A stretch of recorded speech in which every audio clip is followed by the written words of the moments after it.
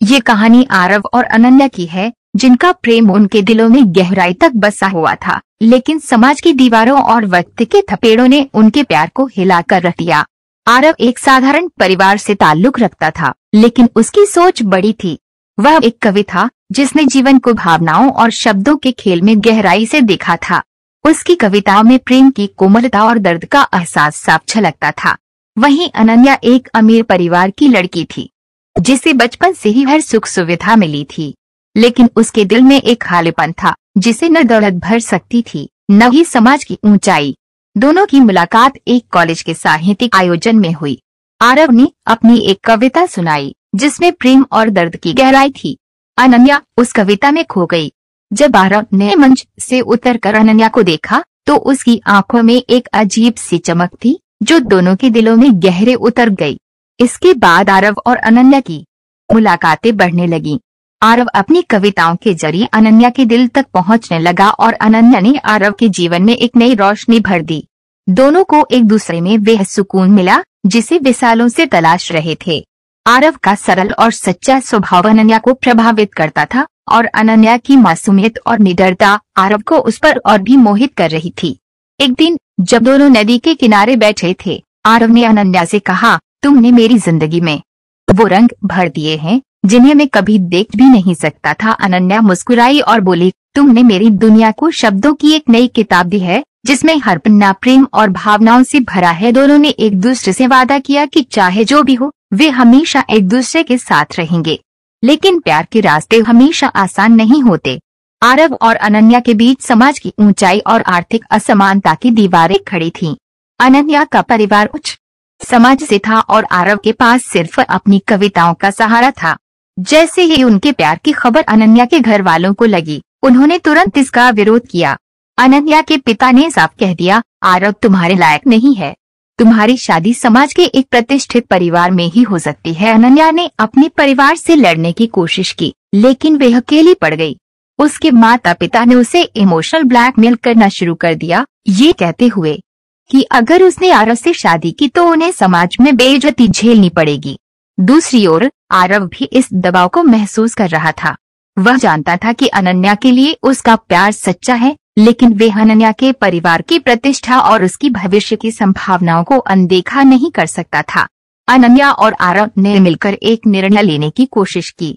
एक दिन जब वे पार्क में बैठे थे, अनन्या ने कहा, आरव मैं तुम्हारे बिना नहीं जी सकती, लेकिन मेरे परिवार का दबाव भी मुझे तोड़ रहा है।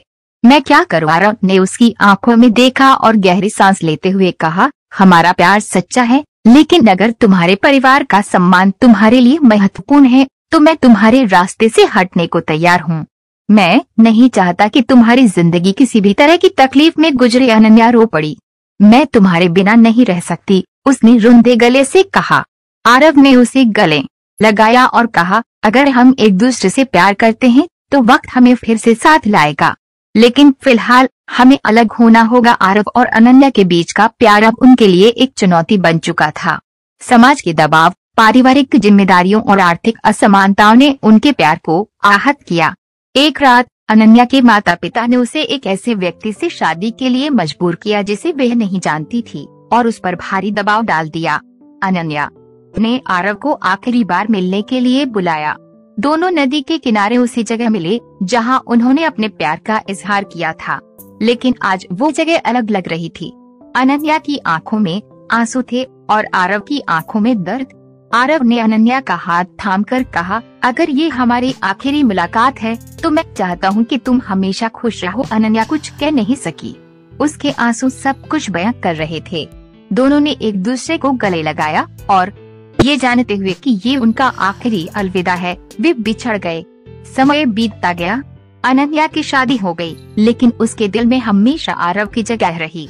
वह अपने पति के साथ होते हुए भी कभी खुद को पूरी तरह से जुड़ा महसूस नहीं कर सकी।